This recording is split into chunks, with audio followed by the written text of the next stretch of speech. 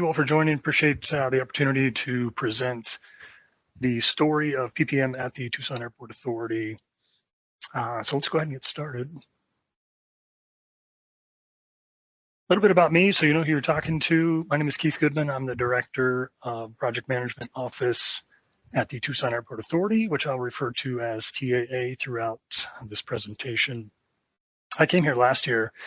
I joined in early 2024 specifically to build the PMO and formalize project management at the airport. So prior to that, the airport obviously had projects to manage, just was not formalized in any standard, consistent way, similar to what was shared in the previous presentation.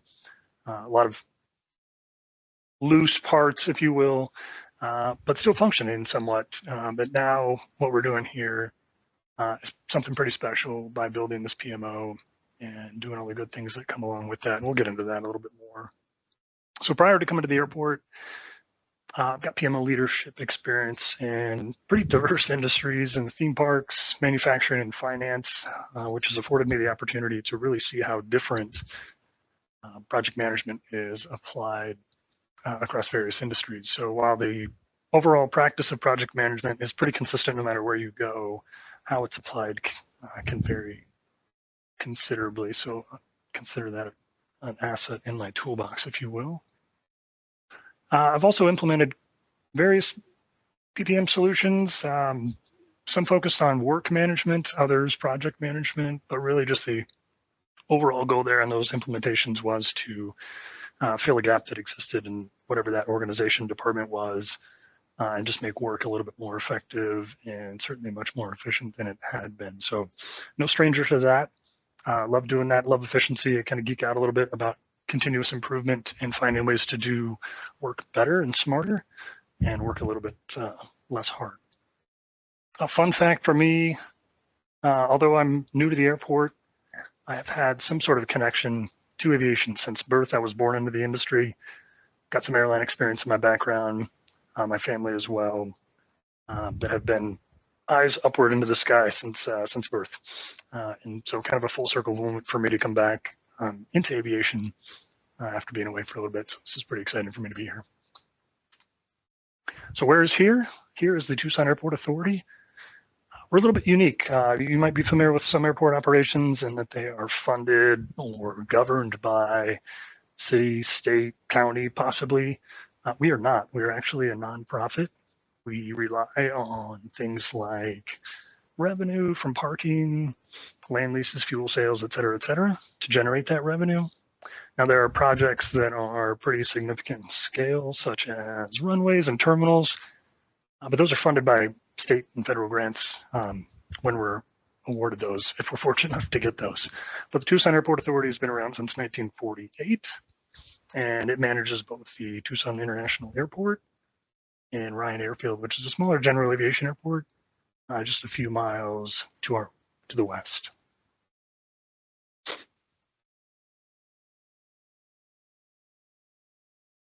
All right, so let's dig into what I'll be talking about today. I've got a few slides put together, nothing elaborate here, but just to kind of highlight what I'll be talking through would be project management at the airport, what that looks like, our PPM journey, specifically with PROJILITY, challenges that we've overcome, and there's quite a few, but I've highlighted some of the most important ones, some of the learnings that we've got along the way, and then where we're headed, really a little bit a glimpse into the future, what PPM will look like going forward.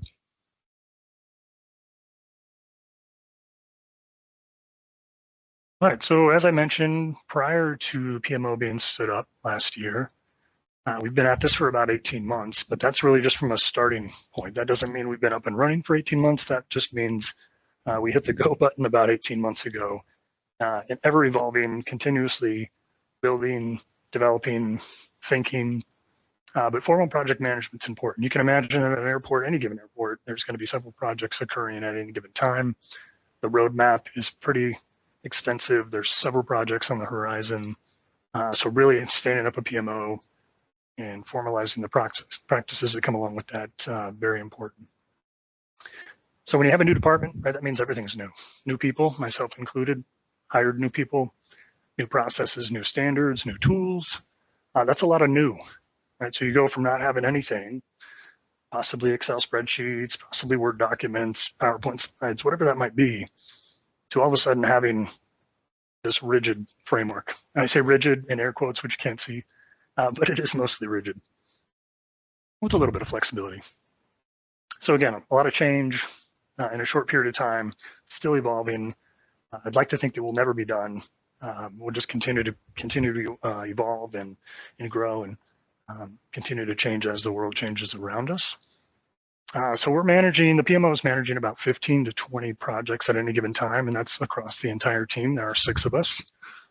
And some of those projects touch just about everything. So we have a pretty diverse portfolio at the airport, you can imagine. Construction projects, which could be anything from building a hangar, building new outbuildings.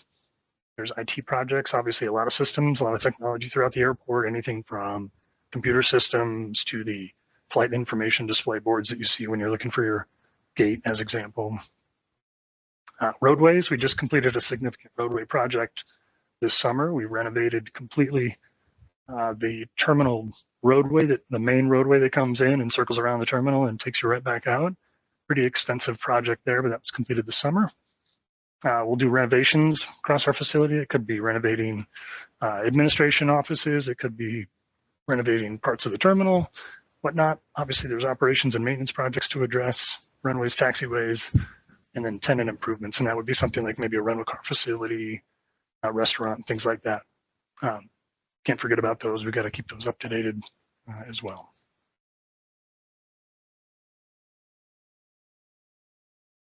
So our PPM journey, similar maybe to several others. I think it's important to know that project management, like I mentioned earlier, is different, right? It's applied in different ways across different organizations. It's new here, as I mentioned, and what that means is that our journey, although it might be similar, has certainly some nuances and uniqueness to it as well. Sam had mentioned executive buy-in on his end. I was fortunate enough to come in the door and already have that buy-in, right? The idea of building a PMO and getting software and hiring fantastic people had already been sold, and it was my job really just to kind of demonstrate that and come in, plug it in, turn it on, and make sure that there was value that was originally sold, that we could actually live that value. And I'd like to think that we're doing that. Our implementation was one person. We did that to avoid death by committee, right? We got a lot of voices, but really that can often slow you down, make sure that that one person, myself, was able to kind of be the voice of others, but also make that implementation pretty efficient. Make sure that we were able to move forward, conversations, requirements gathering, doing testing wasn't being derailed by multiple voices in the room. Other unique part of this journey, it's kind of the theme of what's going on here, is that we were building a department in parallel. So not only trying to implement new software, this wasn't a replacement of any software, it was building new, but we're also building a new department. So really what that means is that there's a lot of change going on, and we didn't have our processes all figured out. We didn't have everything locked in. Again, we started that go button 18 months ago, and about 6 months later, we hit the go button on new software. So you can imagine a lot of newness happening. Things were evolving during implementation. Light bulbs were going off. Oh, hey, what about this? And can we change that? So it was exciting to kind of be a part of that, but also a little maddening sometimes to kind of control that chaos that was occurring. And with anything new, you can imagine, right, there's stretching comfort zones, new ways of doing things, new people, involving others in ways that hadn't been involved before. And that stretches people, right? That's a little bit awkward. Hey, this is new. I don't like it. I've been here for a long time. You just kind of work through that. Not necessarily unique, but again, some of the example of something that we were dealing with here. What we thought was important was having just core capabilities out of the box was mostly sufficient for us, right? We think about all the customization that you can do with software, kind of almost limitless, but we really wanted to focus on just core capabilities. Remember, we were going from zero to something, and we wanted to make sure that we did that successfully and we didn't derail ourselves, put too much in front of us and trip over ourselves as we stepped forward. So really just getting that core functionality out of a project management solution was really what was important to us. And I'll cover what some of those things are in some slides going forward here. And we maybe had a comment about this earlier. We didn't really have an older system to migrate from. We weren't using any of their project management software. We had some processes that were sitting elsewhere that we implemented and put into the system, but not so much of a migration as it was building and really just kind of asserting that as being the new normal.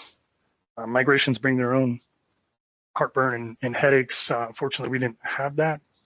But even if you do have that, it's obviously just part of the package, and that's just what you do anytime you're implementing new software. So let's talk about some of those challenges. I mentioned on the agenda, we had a few challenges to overcome. Obviously, we wouldn't have done any of this if we didn't have challenges. And so I'll highlight some of those in the next few slides here. From an executive perspective, we think about things like visibility and accessibility. And really what does that mean is centralizing data. So if you've got scattered data, as I mentioned that before as well, right? Just spreadsheets that were disconnected from each other, things living on somebody's hard drive, something maybe in a shared drive, no real true single source of the truth. Accessibility comes along with that, right? Making sure that people can access things. They know where to go to find something and that it's available to them. This involved obviously tearing down some silos, right? Making sure that people were starting to work together and collaborate. Seems pretty common, but again, every organization is different. So again, we're a PMO, we're trying to assert ourselves into the organization, having conversations, talking to people that probably weren't spoken to before, but really just, again, trying to build that camaraderie and rapport with other teams that we were ultimately going to start working with on a very regular basis. And transparency as well, making sure that when we talk about priorities across, our portfolio of projects that I shared earlier, just example of all those different types of projects that we have, how do you prioritize them? And this solution allowed us to do that, allowed us to get our projects in a very clear format and be able to talk about them, discuss them, prioritize them, and then move forward on them as well. And the last thing, building trust, certainly not the last thing, meaning this is the entire list, but on this list, it's the last thing. And that's really building trust and making sure that we're delivering consistency and reliability. That's something that is very important.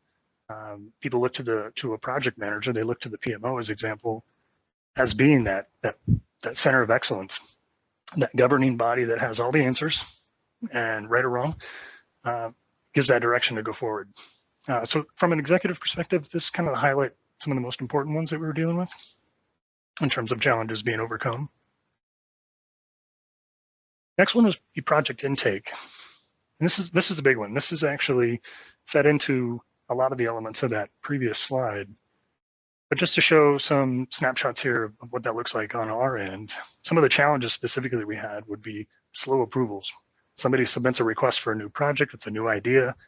It required very little input, right? Not a lot of required fields, basically a name, maybe a desired date, and that was about it. And on the far left, you see that's our new intake form, not necessarily intended to be read, but really just to kind of show that it's a pretty simplistic form. There are required fields. We do want as much information as possible. So when we get to that point of reviewing that, looking at, project A versus project B, that we've got all the data that we need to make decisions and start to begin that prioritization process. But in that old process, we had lack of visibility. Again, things were disconnected, sitting in various locations.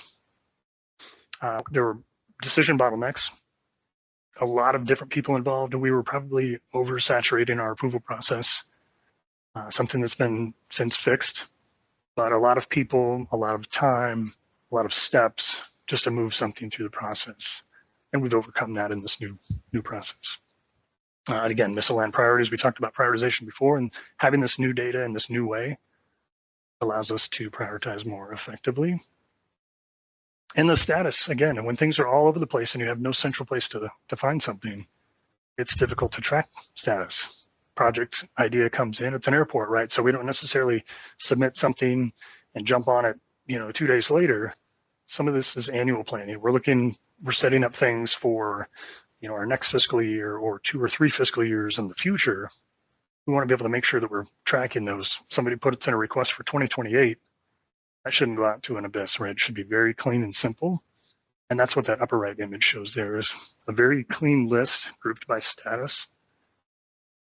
when we run something through like a stage gate process, as example, that request comes in, gets reviewed. We put it and we kind of move it through the process, right, all the way through getting approved by the board and then getting released for that project manager to start working on. And at the bottom, I'll talk about this in other slides as well, but the visualizations that come along with this, game changing for us. We didn't have that at all. We didn't even have Excel charts and graphs to point at, look at. So Power BI with this solution allowed us to do things with data that we just hadn't seen before. One, we probably didn't have the data to begin with. We have that now, capturing more data, and that continues to evolve. Those gotcha moments, right? Thinking about, I wish we captured this, right? Or I wish I had this data element to report on or to compare to as example. So that bottom image there is just kind of a snapshot of what that, one example of a dashboard that was created to kind of help us walk through our project intake journey. But yeah, project intake in general, a much streamlined, simplified process that has been absolutely game-changing for the Tucson Airport. Project schedules was another. The theme here throughout most of these is that things were disconnected and there was kind of a Wild West approach to doing things, doing whatever you wanted, however you wanted to do. PMO gets created and says, nope, that's no longer standard practice. So something as simple as project schedules. Don't want to over-celebrate the simplicity here, but really when you think about managing a project schedule, you should be able to report on them holistically.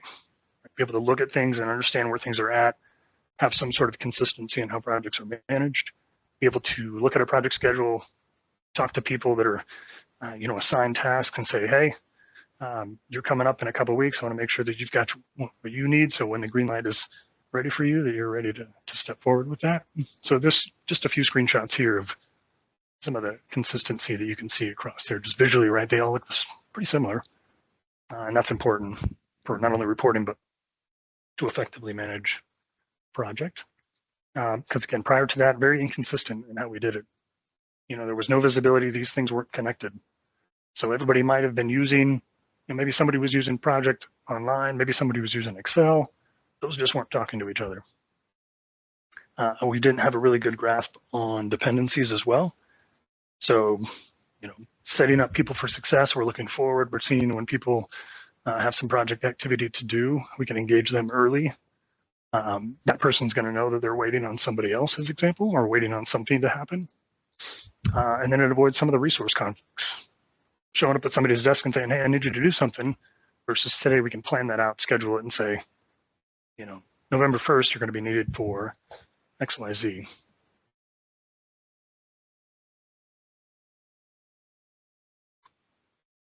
So resource management, not typically the resource management that we think about. So our PPM solution right now is primarily used by the PMO only.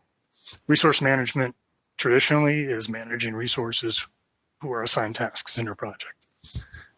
We're using it to manage ourselves, right? And being able to understand when is a project manager available to work on the next project. That's really important. So what this solved for us is that, right? This is a screenshot, an example of being able to kind of Gantt chart, the start and end of a project and when a project manager might be available. So it's a guide. It's not down to the exact minute, but it's certainly a good gauge to at least have an effective conversation. So we can look at things like, hey, this project's rolling off in November. I'm going to start spinning you up on a new project at that same time. And then if for some reason project manager says, actually, I'm having some complexities with the project, it's probably going to run a little bit longer, and we have that conversation. But this is going to help us get ahead of some of that. So we're doing a lot of reactive staffing before, just gut feeling stuff, right? Is somebody available? Are they not available? Yeah, I think I'm slammed. I think I'm not slammed. I think I've got time. So having this help steer that conversation makes life certainly a lot better for us.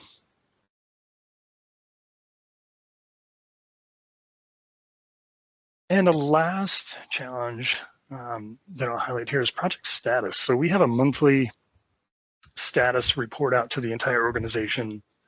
We get together, we put our PowerPoint slides together, and each project gets a PowerPoint slide as example. It's a template, so it's pretty consistent from that aspect, but it's 100% manual. So when somebody's going in to present out to the organization what the latest is on their project, they're going into PowerPoint, they're making some updates, updating the language, and that's redundant because that information is very likely in software, in a spreadsheet somewhere, wherever it might be. And that's exactly the case. So today, with the help of Power BI, we've got an example here of a dashboard that's automatically generated. So we put our data into the system and it populates the dashboard. There's no duplicate effort there, no redundancy in what we're doing. We've got to provide some data, like from a status, if you think about, creating a sentence or two or a statement about what's going on with status. But for the most part, your percent complete, your invoicing amount, your start end dates, you put all that into the system and it just reports on it automatically. So we're getting real time, or at least very near real time data, which is pretty fantastic. And again, just the reporting aspect from this solution, I'll say it again, has just been very game changing. Let's transition into learnings. Certainly a lot more learnings than the 5 bullets you'll see on here, but really what kind of rings true and paramount to all of this, great quote from Zig Ziglar, is to be firm on principle, but flexible on method. And really to me, and what we've done at the PMO, what that means is, yeah, you've got the vision and you know what you want, but how you get there, it's going to be a little bit different, right? And that's going to be specific to you and your organization, but you're never giving up on what that vision is. So just some of the other learnings from implementation would be just, adoption is really about the people. So making sure that people are set up for success, they have a voice, you're solving problems for them, you're not creating extra work for them, we're not creating processes and implementing tools just to have them, they have value. And we've got to really justify why we're doing these things, right? It's not just like for like, hey, you were doing it over here, now you're doing it over here.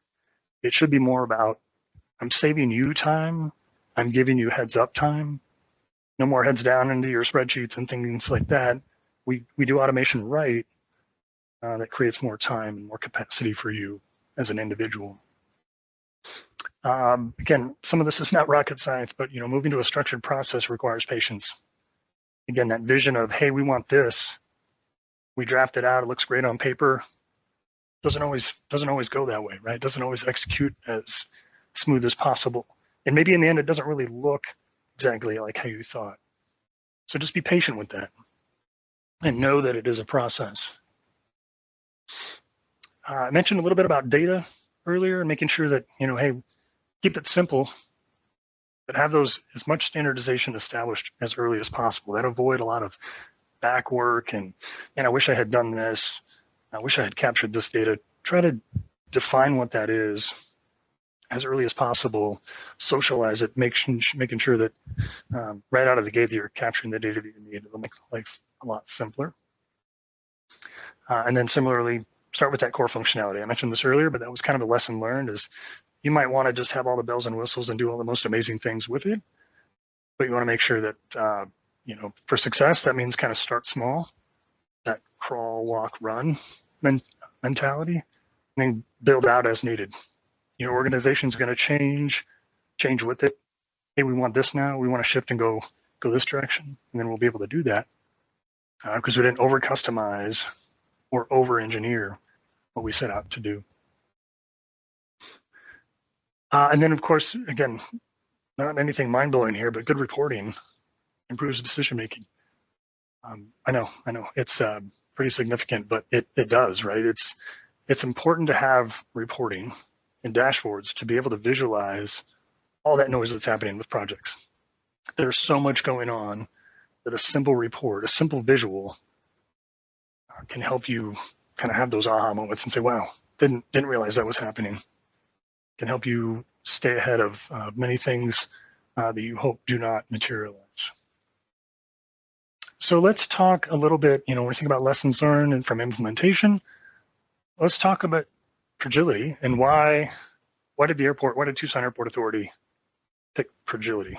There's a dime a dozen SaaS solutions out in the universe you can go out and get, and we didn't want that. right? We valued, consultant mindset. We valued having a human consultant over what we would call like plug and play software, somebody who could hear our story, understand our needs, has that experience from other clients, and be able to really partner on a solution that works specifically for us.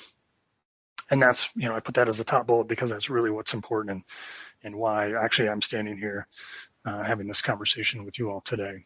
The solution that we've implemented, it's very flexible and scalable to our needs. I talked about, starting small and growing as needed. That's exactly what we're doing. The capabilities, things that we wanted to do, really actually the capabilities of the tool and the technology had some influence in some of the process changes that we've made. The process might be a certain way, but if technology is able to do certain things, that somewhat changes the process for good, and nobody's going to stand in the way of that. So what you get with somebody like PROJILITY is also, a diverse client base. Worked with a ton of different clients for different reasons and different environments. So that what that means for us is we get the benefit of that, right? They've got great guidance. They've seen it all, and they can help us step forward as we wish. I mentioned this earlier as a kind of a partnership. They're genuinely interested in our success. Never felt like I was working with, a cold sales call or somebody who was, ready to move on to the next. It was genuine interest in what we were doing at the airport, and that continues today as we continue to talk about, what's next for us. And I'll get to that in my last slide. But we're also a Microsoft shop. That was important, so that's why we, trusted a Microsoft partner to help build a Microsoft-based solution, because that's exactly what we were in. Teams and Outlook, we were using Microsoft Project a little bit, but not consistently. SharePoint, of course. So this is kind of a natural fit. You checked a lot of key boxes there, made it somewhat of an easy transition, if you will. All right, so I'm going to wrap up with what's next for the airport. So we're just going to continue to refine. This is something we've done since we hit, we were ready, set, go at the start of 2025. Fumbled around a little bit, tried to figure out how things were working, and just really got our hands dirty in this solution. And that just triggered a bunch of refinement opportunities. So I had a second engagement with PROJILITY this summer, took some of those ideas and had them come to life. And I think that's just kind of the course forward for us, really, is just making sure that we never stop. We're looking at our processes. We're looking at, again, the environment that we're in, and what are the things that we can do to make this PPM solution just continue to be the next best thing for us. In reporting, I've probably said that too much today, but it's really a big deal, and this is, people have seen what we've done in the PMO from a reporting standpoint, and that's actually kind of blossomed out into the other parts of the organization. I've done a little bit of internal consulting work, if you will, and trying to help other departments leverage Power BI for their needs, but really just the opportunity to kind of see how one area, one department, one solution drives impact across the organization.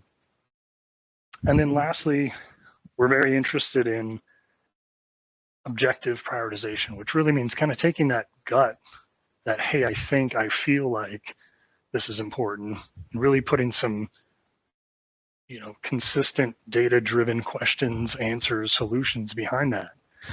Prioritization is a big deal here. It's part of our project intake process. An idea comes in, and how do we prioritize something? Well, it's currently multiple people in a room talking and just kind of landing on what that priority is. And we're hopeful that having something like this objective data-driven decisioning will allow us to get that, score it, rank it based on the input that we provide, and then we can have a conversation from there. But it'll take a lot of that guesswork out of things and just allow us to be a lot more efficient in what we're doing and what our roadmap looks like going forward. And that is all for me. I appreciate the opportunity to share our story